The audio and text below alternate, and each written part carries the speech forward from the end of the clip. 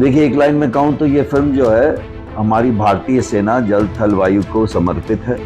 व्यक्ति है जिसकी पूरी फैमिली, जो कि इस तरह की फैमिलीज हैं हमारे देश में, और एक नहीं हजारों हैं। बाप बेटे में एक जो भी कहानी उस तरह से है, और एक मैसेज के साथ ये फिल्म है हमारी। लेकिन ये बात सच है, आज हमारा फौजी जो बॉर्डर पे खड़ा है, चाहे वहाँ रेत है, चाहे वहाँ बर्फ है, चाहे जंगल है, चाहे पानी है, वो खड़ा है। हम लोगों का हिस्सा, मैं तो ओटीटी भी कर रहा हूँ, मैं तो थिएटर भी किया, टीवी भी किया, ओटीटी भी कर रहा हूँ।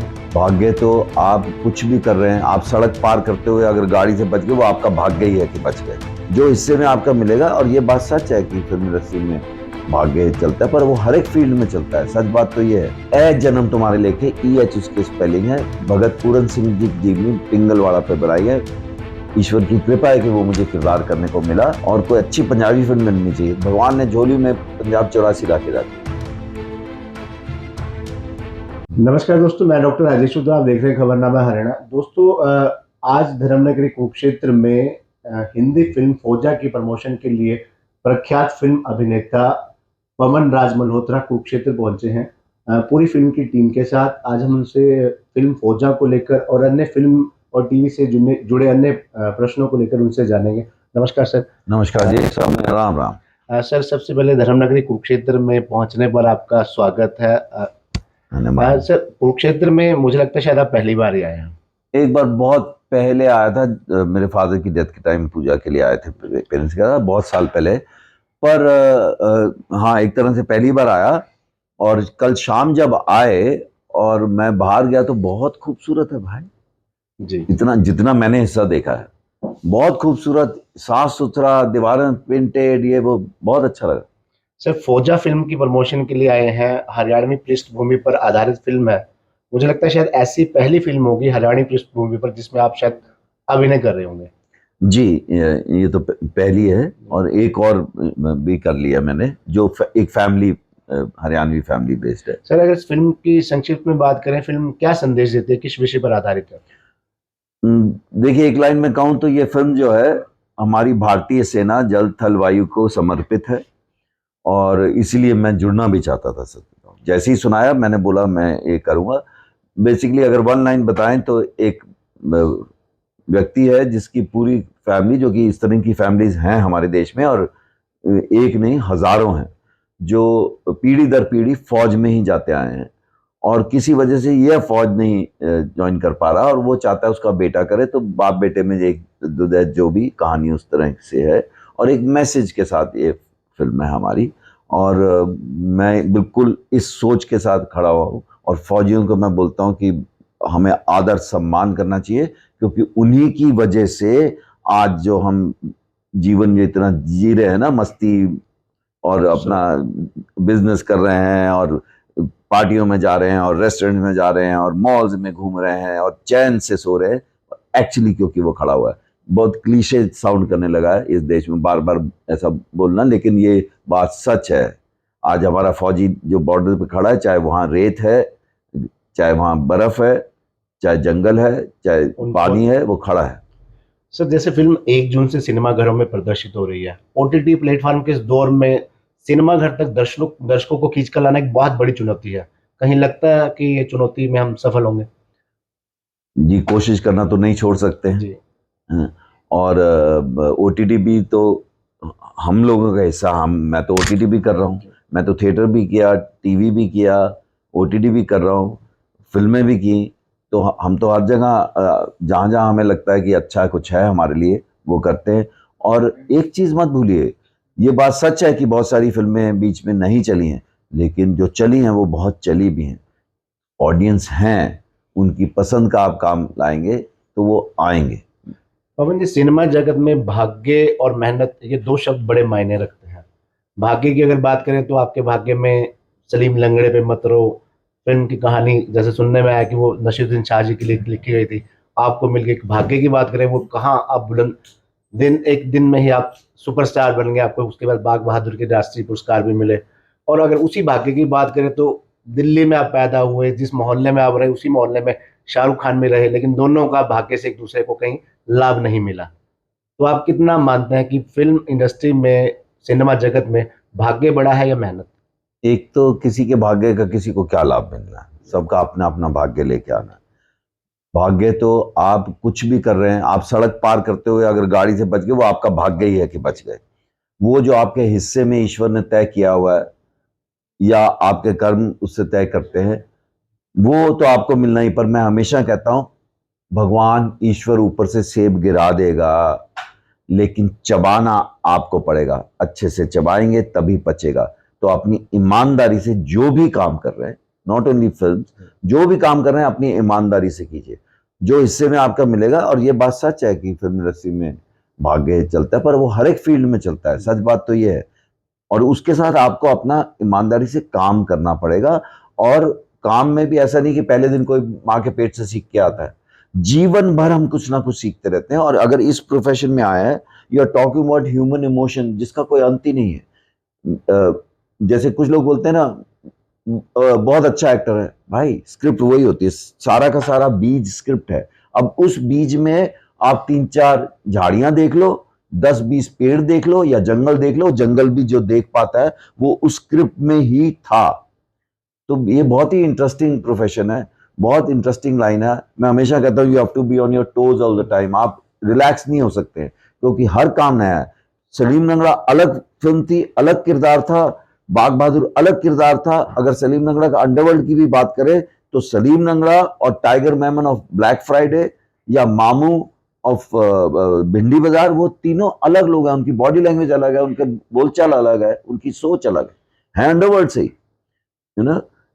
सलीम लंगड़ा तो वनरेबल है, लेकिन ब्लैक फ्राइडे का टाइगर मेमन जो है वो पोजेस्ड है कि अक्का मम्मा को अंगा लगवाऊंगा। बॉडी लैंग्वेज अलग है। ऐसे ही अगर जब भी मैंने एक पग वाला पगधारी सरदार किया या भाग मिल्खा में किया या मुबारका में किया, वो किरदार अलग है। बैक टू बैक मैंने ग्रहण और टब्बर किया, जो कि दो बिल्कुल अलग ओटीटी पे थे, बैक टू बैक किया, है ना। पर वो दोनों अलग इंसान है। हाँ, उन देखने में कोई कहे ये सरदार है दो भाई, तो वो उससे थोड़ी फर्क पड़ता है आप क्या सोच रहे हैं कैसे हैं। जैसे किसी ने एक बार बोला कि मैंने अभी इंस्पेक्टर का एक रोल कर लिया। अब एक ही थाने में एक टाइम में 5 इंस्पेक्टर हो सकते हैं, पांचों की बैकग्राउंड कैसी है, पांचों सोच कैसी रखते हैं, पांचों किसी कल्प्रिट से कैसे डील करते हैं, वो अलग अलग हो सकता है। तो आपको वो लेके चलना पड़ता है। और यही चैलेंज होता है as an actor, to find all that. और एज एन एक्टर वो भी किस्मत होती है कि आपके पास अच्छा किरदार करने को आए, अच्छी कहानी आए और फिर वो अच्छे से बन जाए और फिर ऑडियंस को पसंद आ जाए। पर वो जर्नी तो चलती रहेगी ना। पवन जी, आप पंजाबी हैं, पवन राज मल्होत्रा आपका नाम है। शायद यही वजह है कि आपकी काफ़ी फिल्मों में, चाहे मुबारकें हों, जब वी मेट हो, आपको एक सिख करेक्टर दिया गया और आप उसमें जमे भी हैं, पूरे फबे भी हैं, पसंद भी किया गया है। उत्तर भारत में हर सप्ताह 1 से 2 पंजाबी फिल्में रिलीज होती हैं, लगातार हो रही हैं, बैक टू बैक हो रही हैं और सुपर हिट भी हो रही हैं, लोग पसंद भी कर रहे हैं, दर्शकों की पूरी भीड़ भी उमड़ रही है। लेकिन पंजाबी फिल्मों में आप कम नजर आए हैं। सुपर सिंह और पंजाब 1984 का किरदार आपका आज तक लोगों को याद है, लेकिन जब नई फिल्में पंजाबी हर हफ्ते आ रही हैं उनमें आप कम दिखाई दे रहे हैं। इसकी क्या वजह है? अ, मैंने पंजाबी फिल्में देखी। पंजाब 84 मेरी पहली फिल्म जी थी। जी। फिर सुपर और सिंह बैक टू बैक मैंने फिर ए जन्म तुम्हारे लेखे की, बिल्कुल अलग फिल्म। जी। बल्कि मैं सबसे आपके माध्यम से गुजारिश करूंगा, रिक्वेस्ट करता हूं, विनती है मेरी कि ए जन्म तुम्हारे लेखे, EH उसकी स्पेलिंग है, भगत पूरन सिंह जी की जीवनी पिंगलवाड़ा पे बनाई है। ईश्वर की कृपा है कि वो मुझे किरदार करने को मिला। वो अपने परिवार के साथ देखिए, अपने बच्चों को दिखाई, प्लीज देखिए वो फिल्म। हो सकता है 15-20 मिनट पहले आपको लगे कि टेक्निकली बहुत ऐसे पॉलिश नहीं है, लेकिन वो जो कहानी है वो सबको देखनी चाहिए। उसके बाद मैंने गेलो की है, once upon a time in Amritsar की है। अभी भी मैं एक अभी OTT शूट कर रहा हूँ। उसके बाद मैं एक पंजाबी फिल्म आने वाली करने जा रहा हूँ। पंजाबी फिल्मों में आपने मैं एक करने जा रहा हूं। मैं हमेशा इंतजार करता हूं कि कुछ अच्छा किरदार, अच्छी कहानी मुझे करने को मिले। और मैंने तो तेलुगु फिल्में भी की हैं, लेकिन वो भाषा मैं जानता नहीं। तेलुगु में मुझे फिल्म फेयर वहाँ का स्टेट अवार्ड भी मिला है। तो पंजाबी फिल्में तो ऑफ कोर्स करूंगा। मैं तो इनफैक्ट जब तेलुगु फिल्में कर रहा था और मुझे अवार्ड मिला था, तो एक्चुअली मेरे मन में आया था कि यार मेरी मातृभाषा पंजाबी है और कोई अच्छी पंजाबी फिल्म मिलनी चाहिए। भगवान ने झोली में पंजाब 84 ला के डाली। और उसी दौरान जबकि वो शूटिंग कर रहा था तो मुझे ए जन्म भी मिल गई। और एग्जैक्टली 12 दिन के बाद we started shooting for a जन्म तुम्हारे लेके।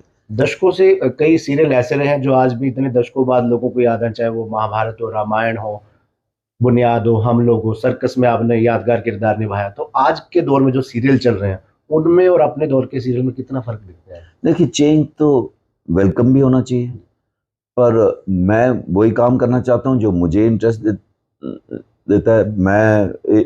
अभी तक डेली मैंने जो सही तौर पे किया वो करिश्मा एक किया था 2002-2003 में। उसके बाद मैं टीवी नहीं कर रहा था क्योंकि जो जिस तरह का काम करना चाहता था नहीं मिल रहा था। तो पर उसमें भी मैंने 2 सीरियल्स किए, एक छोटी सी जिंदगी और एक उसको सब नकोशाई बुलाते थे हीरोइन के नाम। उसमें मैंने एक एक महीने के लिए डेट्स दिए और मेरा किरदार उतना ही था, लेकिन क्योंकि मुझे वो इंटरेस्टिंग लगा था तो मैंने किया था। I am open to any media, क्योंकि मैं तो एक्टर हूँ, मैं तो कैमरे के लिए परफॉर्म करता हूँ, पर मैं कोशिश ये करता हूँ कि वो काम करूँ जो मुझे पसंद है, जो मुझे लगता है कि सही है, जो इससे जुड़ना चाहिए। उसमें मैं हार्डकोर कमर्शियल फिल्में, डॉन, जुड़वा, बैंग बैंग, इस तरह की फिल्मों से भी जुड़ा हूँ। उसमें हार्डकोर कमर्शियल फिल्में जो कि बहुत इंटरेस्टिंग थी, जैसे भाग मिल्खा भाग है, कौन उसके साथ नहीं जुड़ा है, दिल्ली 6 है, you know, and these films did well also, लोगों ने अप्रिशिएट भी किया और मुझे भी अपने किरदार करके बहुत मजा आया, बहुत आनंद आया। तो पवन जी, जैसे अब ओटीटी फिल्म प्लेटफॉर्म आ गया, आप ओटीटी पे भी आ चुके हैं, टीवी सीरियल में काम किया, फिल्मों में काम किया, बड़े कंफर्टेबली जितने भी रोल किए, नेगेटिव पॉजिटिव, हर रोल में आप पसंद किए गए। ओटीटी प्लेटफॉर्म में कुछ और ही प्रेजेंटेशन होती है, गालियां भी बोलनी पड़ती हैं, तो उसमें कंफर्टेबल फील करते हैं अपने को उस रोल में, उस भाषा शैली में? नहीं, देखिए, डिपेंड करता है आप कौन सा किरदार कर रहे हैं।